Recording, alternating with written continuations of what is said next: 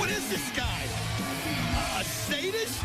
Does he live to be embarrassed? I mean, I love Mick Foley as much as the next person, but you would think after Sunday that he would understand that now is not the time. I mean, to come out here and face the main event Mafia in all their glory. How's the ankle, Mick? You know, Kurt, everyone makes mistakes.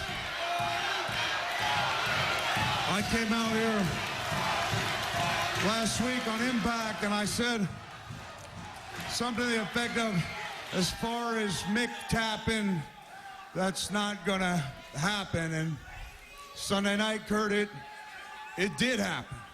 You made me tap. Now, after Sunday night, Kurt, I'll be honest, I wanted to go home. I wanted to hide my head. I just wanted to get away from it all. Days, weeks, who knows, maybe months. Until I heard about you messing around with the TNA front office, working them, conning them into thinking that TNA is indispensable without the main event Mafia. No, hey, I've always given credit where it's due. When you formed, I said, this is the greatest assemblage of champions ever put in one ring. And on Sunday night, Kurt, all of you backed it up. Scotty, Booker, Kevin, all of you. And we all dropped the ball. AJ, Rude, Storm, and no one dropped it worse than I did, Kurt. But as far as me being the wrestler that I used to be, hey, for 10 minutes while I was kicking your ass all over the Impact Zone, I was the wrestler I used to be. And I ran out of gas, and yeah, maybe I ran out of guts. And you were the better man on that night. But by the fact that you are a 13-time world champion, Kurt, means you know what it's like to have a bad day on at least 12 different occasions. Everyone has a bad day, Kurt. You guys being indispensable, TNA not being able to exist without you, it's a joke.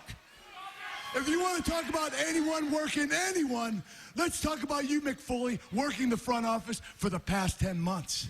Telling them that this company would be nothing without Mick Foley.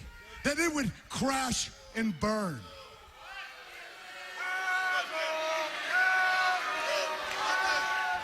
Now, if it weren't for me and Samoa Joe outsmarting your ass at Slammiversary in the King of the Mountain match, you'd still be working it, Mick. You'd work that front office for years and years and years and years and years and years and years. Look me in the eye, Mick Foley, because you know what? Now, I'm the man, not you. I'm the man. I could kick your ass to the curb right now if I wanted to.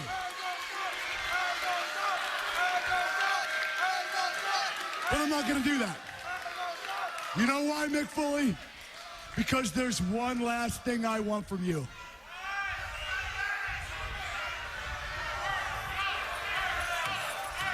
See these keys?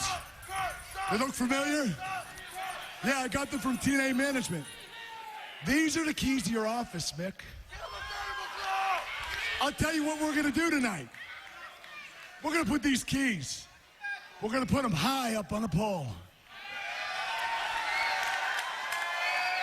And all you have to do to get your office back and to save what little dignity you have is to climb your sprained ankle's ass up that pole and grab those keys.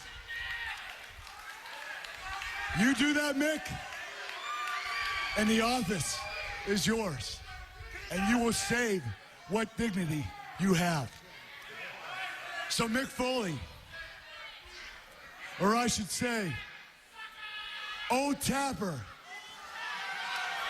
I'll see you later tonight. How about that? Thank you. You heard it. Not only the first title defenses for Kevin Nash, and the Booker T. Scott Steiner tag team, but Mick Foley versus Kurt Angle in a match with Foley's office keys at stake.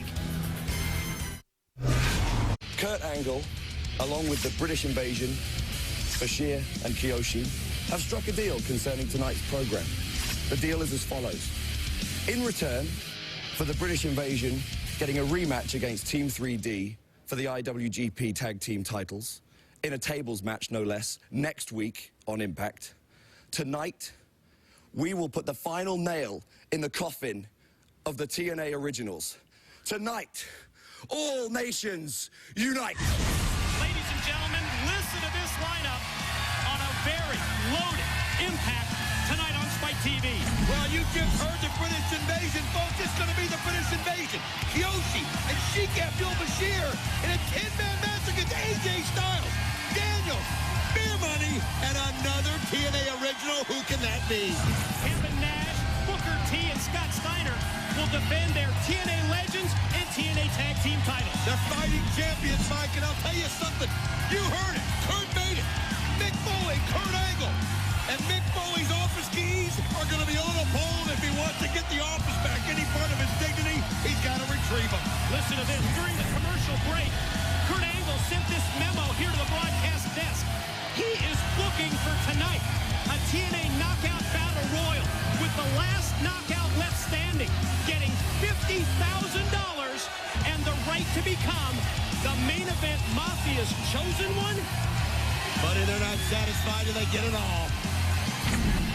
On this historic Impact, as the main event Mafia flaunts its power, Kevin Nash is going to make a Legends Championship title defense. Let's see who they've lined up as his opponent.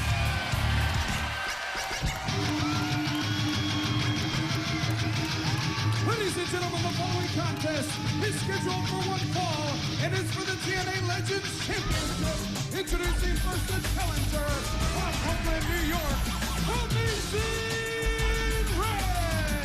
Oh, my God, Mike, today I got to tell you, when I first heard about this, when they're going to be defending their titles, I thought the main event Mafia might give them something soft. I didn't realize it was going to be Amazing Red.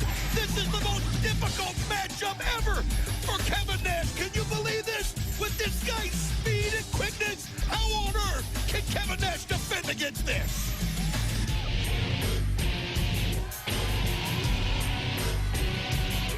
His opponent, accompanied to the ring by Jenna, and representing the main event Mafia from Detroit, Michigan, the TNA Legends Champion, Big Sexy Kevin Nash.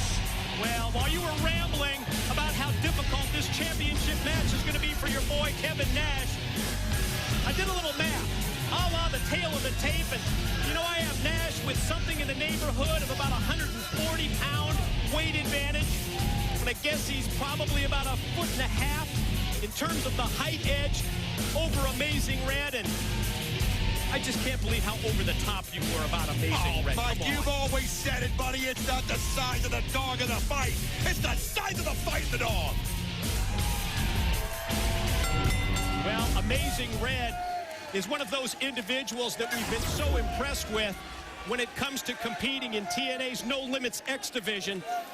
Tonight, a different story against Big Sexy, and Kevin is inviting Red to lay one in right there on the button. Let's see if Red takes advantage of this opening. It's exactly what he does. Jacks the jaw of Nash. A big series of right hands, but oh, he gets cut off by the big man with that knee right into the gut. I'll tell you, sometimes you just whip one of those knees out there and you hope it connects with something. That time Nash was lucky to get a hold there of Amazing Red. Sets him up in the corner. And Nash, with those rapid-fire series of knees, one after the other, right into the midsection of Red. Boy, just exploiting with explosive moves that size advantage that he has over young Red. I'll tell you what, though, it showed me what kind of a competitor that Big Sexy is. I mean, not many people will give somebody the first blow, and I'll tell you, that's just the kind of a